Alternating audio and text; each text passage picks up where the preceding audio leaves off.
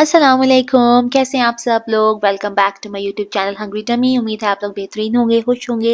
अल्लाह ताला हमेशा आप लोगों को खुश रखे, अपने घर में आबाद रखे, बहुत सारी खुशियां दे। आमीन सुम्मा आमीन। तो आज का व्लॉग करते हैं शुरू। तो जी ये मैं कर रही हूँ अपनी केटल की ओपनिंग। मैंने केटल जो है वो ऑनलाइन ऑर्डर कर दी थी। एक्चुअली अहमद ने की थी, मुझे तो पता भी नहीं था।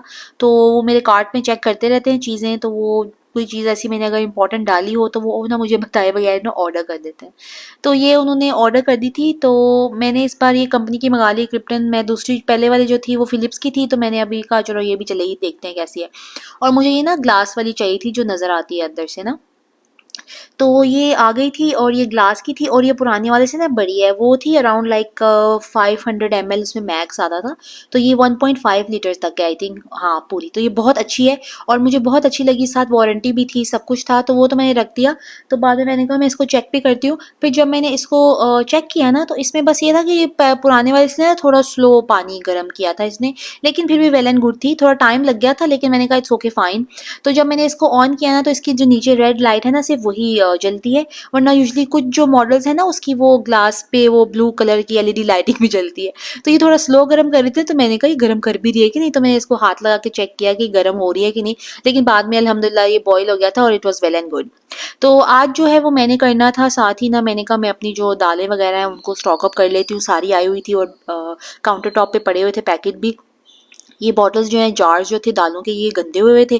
तो मैंने कहा ये भी धोती हूँ। इनके ऊपर मैंने थोड़ा सा विनेगर और वो थोड़ा सा बचा हुआ था, तो मैंने वो स्प्रे कर दिया। थोड़ी देर मैंने इनको छोड़ दिया था, 10-15 मिनट। उसके बाद मैं आके इसको वॉश किया था, क्योंकि ये बॉटल्स इतनी गंदी नहीं थी। सिर्फ हल्का सा इन पे डस्ट और बाहर जो उंगलियों के निशान होते हैं ना, बस वही थे। तो ये जो है ये बॉटल्स मैंने ली हुई है, होम बॉक्स से मैंने खरीदी थी। ये 6 का सेट था, हाँ 6 का सेट था या 2-2 का, आई थिंक 6 का सेट था। एक्चुअली मैं ग्लास बॉटल्स ले रही थी, लेकिन फिर अहमद ने कहा कि ये वाली ज़्यादा अच्छी है, स्टील और ग्लास ना थोड़ा तो प्यारी लगेगी, थोड़ी डिफरेंट हो जाएगा ज़रा। तो फिर हमने ये ले ली। वाकई बहुत अच्छी हैं, बहुत ज़बरदस्त है, हैवी ड्यूटी है एक्चुअली। और बाहर से स्टील की, अंदर से ग्लास की, और बहुत पड़ी हुई बहुत अच्छी लगती हैं। तो मैं बस वही सारी चीज़ें जो है वो स्टॉक अप कर रही थी। चने डाले मैंने, जो दालें मैं उस दिन पता है ग्रोसरी में इतनी सारी लेके आई थी, तो वो सारी मैंने फिलअप कर दी थी। 6 लाई हुई है मैंने, क्योंकि मोस्टली मैं 6 ही दालें लाती हूँ।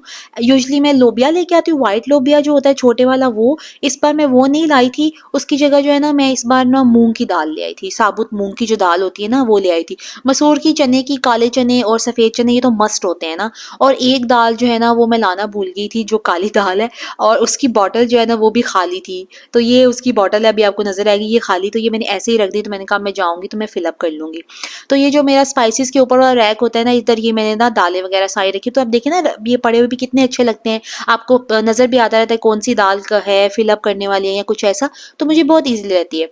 और बाकी जो पैकेट जो बची हुई दालें थी फिलअप करने के लिए बाद में, तो मैं इनको जो है वो रख देती हूँ। अच्छा, इनको जो है ना मैं सील करके रखती हूँ। तो मेरे पास सीलर भी है, वो तो आपको पता है डायरेक्ट ऐसे सील हो जाता है। उसके अलावा आप ये चूल्हा थोड़ा सा जला के आग, तो आप इसके ऊपर ऐसे थोड़ा सा करके, हाथ आपका थोड़ा थोड़ा जलेगा, तो आप ज़रा ध्यान से ही कीजिएगा। और मैं इसको थोड़ा सा ऐसे रब करके देख लेती हूँ, कहीं से अगर फिर खुला रह जाए तो मैं दोबारा से उसको ना ऐसे रीसील कर लेती हूँ। ये तरीका मैंने अपनी खाला से सीखा था। मेरी खाला के मैं घर एक बार रहने गई थी, तब मैं अभी छोटी थी। लेकिन मैंने अपनी खाला को देखा था, तो वो ऐसे दाल ना बंद करके पैकेट रखती थी। तो तब से मैंने ये याद रखा हुआ है।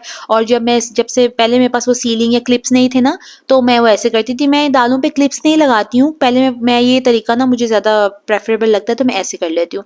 अब तो क्लिप्स भी मिलते हैं, आप क्लिप्स भी लगा लें, जो जैसे आपको कन्वीनियंट लगे। और आज फाइनली मैंने आपके साथ ना सोचा मैं शेयर करूँ कि मैं टमाटर जो है वो कैसे अपने फ्रीज़ करती हूँ। तो सबसे पहले जो टमाटर मैं ना मोस्टली क्या करती हूँ, जब लाती हूँ तो उसी दिन मैं नहीं करती, थकी होती हूँ, मैं रात को उनको वॉश करके रख देती हूँ।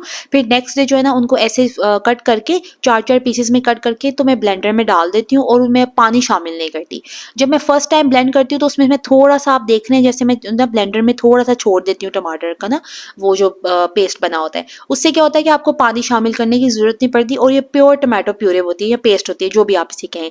कुछ लोग पका के भी करते हैं, टमाटर थोड़े ब्लांच करके भी करते हैं, लेकिन मैं ऐसे ही कर लेती हूँ। मुझे ये ज़्यादा कन्वीनियंट लगता है, आसान लगता है और सही रहते हैं। कुछ ये जो टमाटर है ना, ये मैं साबुत छोड़ देती हूँ कि सलाद में या कभी-कभार आपको पता है ऊपर से गार्निश करने के लिए या कुछ चीज़ों के लिए ज़रूरत पड़ ही जाती है। तो ये जो थोड़े सख्त-सख्त होते हैं ना टमाटर, या थोड़े-थोड़े येलो-येलोइश जो होते हैं, तो वो जो है ना मैं फ्रिज में थोड़ा-सा रख देती हूँ। फिर ये गोभी थी, और जो मैं वो लाए हुए थे ग्रीन अनियन लाए हुए थे, ये मैंने कहा ये मैं काट के फ्रीज़ कर दूँ। तो ये मैंने काट के तो मैं फ्रीज़ कर दिए थे। बाकी ये मशीन जो है साफ़ करके जैसे यूज़ करती हूँ मैं साफ़ कर देती हूँ। और फिर मैं लेती हूँ 1 कप, और ये जो प्लास्टिक के छोटे से बैग आपको नज़र आ रहा है ना, ये लेती हूँ और इसके अंदर मैं ना अपनी अकॉर्डिंगली टू नीड मैं 1 एंड हाफ जो है ना ये वाला स्पून मैंने रखा हुआ है वो मैं डाल देती हूँ। तो ये आप कह लें 2 मीडियम टमाटर जो है ना उसका ये यहाँ 1 एंड हाफ टमाटो इस तरह बन जाता है। आप अपनी कन्वीनियंट के हिसाब से भी डाल सकते हैं ज़्यादा या कम। तो बस इसी तरह मैं सारे पैकेट बना के ना ये मैंने एक रखा हुआ है डिब्बा सा, बाउल सा, तो इसके अंदर डाल के मैं फ्रीज़ कर सकती हूँ। आप ज़िप लॉक में भी डाल सकते हैं, जैसे आपको कन्वीनियंट लगे। ठीक है? तो आज का ये छोटा-सा व्लॉग था। आई होप आपको पसंद आया होगा। अगर पसंद आए तो प्लीज़ लाइक कीजिएगा, शेयर कीजिएगा, सब्सक्राइब कीजिएगा, कमेंट भी कीजिएगा। मुझे अपनी दुआओं में याद रखिएगा। अपना बहुत सारा ख़्याल रखिए। मिलते हैं अगले व्लॉग में कुछ नई चीज़ों के साथ, नई बातों के साथ। अल्लाह हाफ़िज़।